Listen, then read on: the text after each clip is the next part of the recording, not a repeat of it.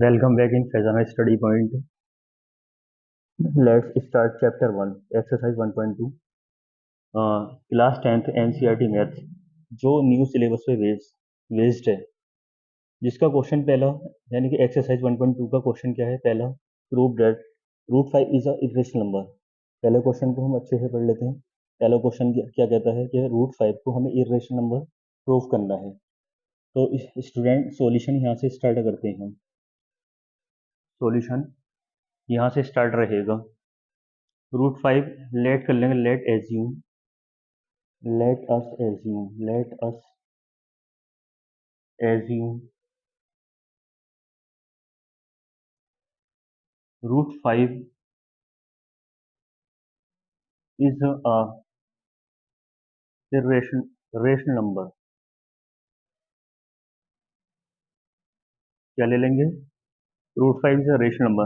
Rational number लेके हम इसको यानी कि रेशनल नंबर हम एज्यूम कर लिया, तो प्रूफ क्या करना? Root 5 is a irrational number. ठीक है, रूट 5 के इक्वल में हम क्या ले लेते हैं? ए अपॉन 5। ए अपॉन 5 किसकी फॉर्म में? पी अपॉन क्यू की फॉर्म में है। तो क्या हो गया? रेशनल नंबर हो गया।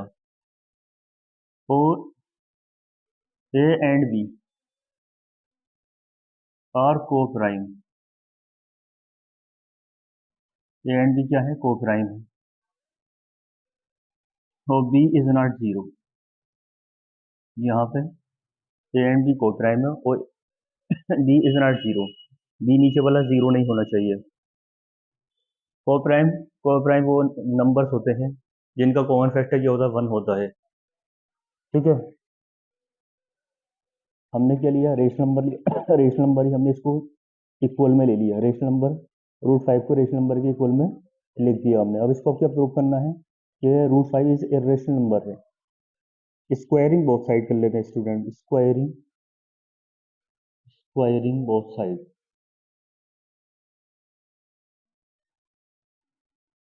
दोनों साइड अगर स्क्वायर करते हैं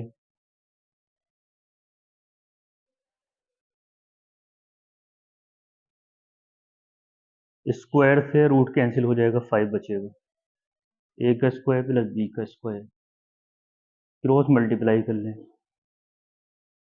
5b स्क्वायर ए स्क्वायर। बी स्क्वायर यहीं रहने देते हैं, 5 को अपॉन में ले जाते हैं 5 ए के। और क्या लिखेंगे यहाँ पर? एक थ्योरम है, थ्योरम के अकॉर्डिंग लिखते हैं। ए स्क्वायर, पहली क्वेश्चन फर्स्ट ले लीजिए इसको। यहाँ लिख लेते हैं ए square is divisible by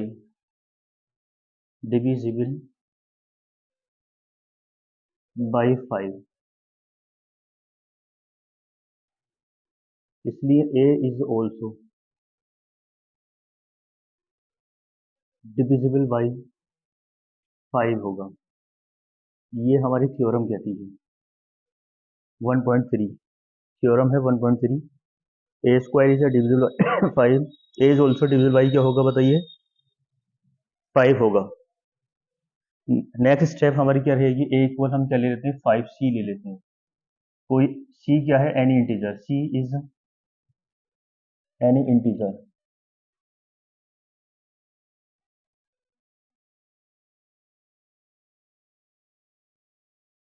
squaring अगर बोथ साइड कर लें, squaring both side, squaring both sides.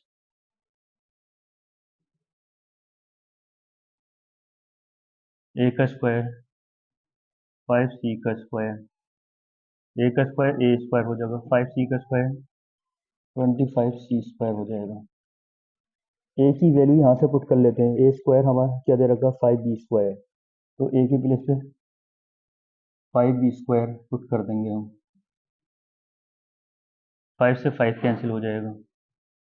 B square आ गया 5c स्क्वायर। बी स्क्वायर है 5 नीचे आ जाएगा इसका सी स्क्वायर। तो सी स्क्वायर इक्वल आ गया आपका बी स्क्वायर अपॉन क्या? 5। क्या लिखेंगे? ये इक्वेशन हो गई हमारी 2। और लिख देते हैं यहाँ पर B square is divisible by divisible by 5, therefore v is also divisible by 5. From equation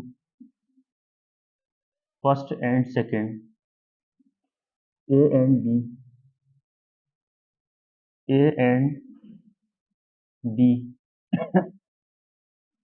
has common factor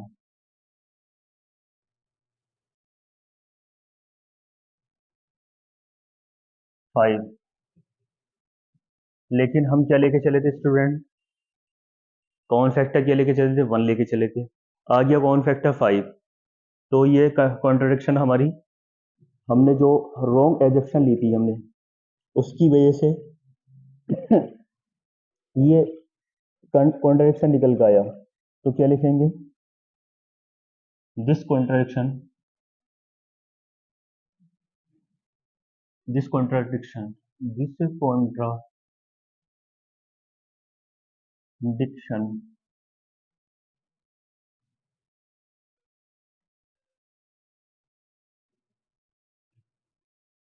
arisen our wrong assumption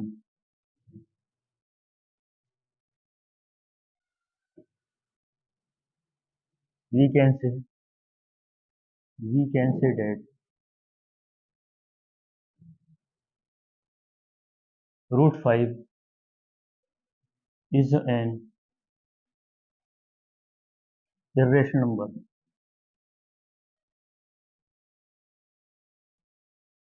root 5 क्या है? एक इरेशनल नंबर है। स्टूडेंट दोबारा से मैं आपको एक्सप्लेन कर देता हूँ इस क्वेश्चन को।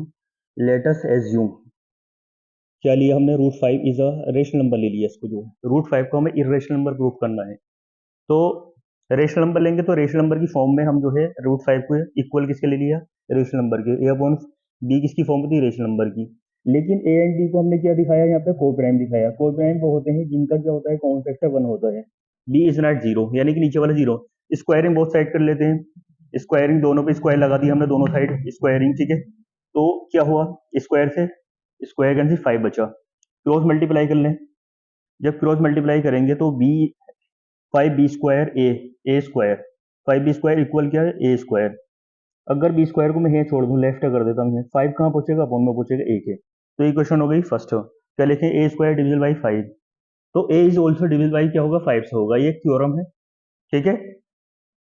ए इक्वल क्या है? हमने लेट कर लिया ए इक्वल 5c। 5c क्या है? तो कोई भी इंटीजर हो सकता है। स्क्वायरिंग बोथ साइड, दोनों साइड स्क्वायर करेंगे हम। दोनों साइड स्क्वायर करने पे क्या हो जाएगा? ए का स्क्वायर हो जाएगा, ए का स्क्वायर, ठीक है। और 5 का स्क्वायर करें 25c स्क्वायर। 5 से 5 कैंसिल हो गया। ए की वैल्यू पुट कर ली हमने यहाँ से। ए की वैल्यू क्या है? ये है। ए की वैल्यू को पुट कर दिया वहां पर हमने, ठीक है।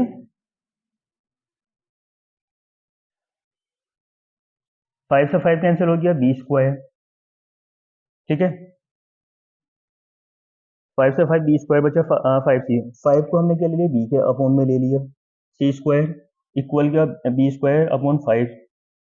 इक्वेशन कौन सी? 2 आ गई। क्या रीजन लिख देंगे यहाँ पे? B square divisible by 5, therefore B is also divisible by क्या होगा? 5 से। फ्रॉम फर्स्ट और सेकंड से। पहली इक्वेशन ये है, दूसरी इक्वेशन ये है। अगर इससे हम दोनों को कर दें तो ए और बी का कॉमन फैक्टर क्या रहा? 5 आ रहा। कॉमन फैक्टर यानी कि डिविजिबल बाई किससे है? दोनों 5 से ही है डिविजिबल बाई। ये भी 5 से, ये भी 5 से है। तो दोनों का कॉमन फैक्टर कितना आ गया? 5 आ गया। लेकिन हमने क्या लिया था? कॉमन फैक्टर 1 लिया था। तो ये जो है ना, this contradiction arisen our wrong assumption, हमारे रॉन्ग एजप्शन की वजह से जो ना ये कॉन्ट्रडिक्शन निकल के आया। Therefore हम कह सकते हैं we can say that root 5 is an irrational number. Rational number नहीं होगा, इरेशनल नंबर होगा।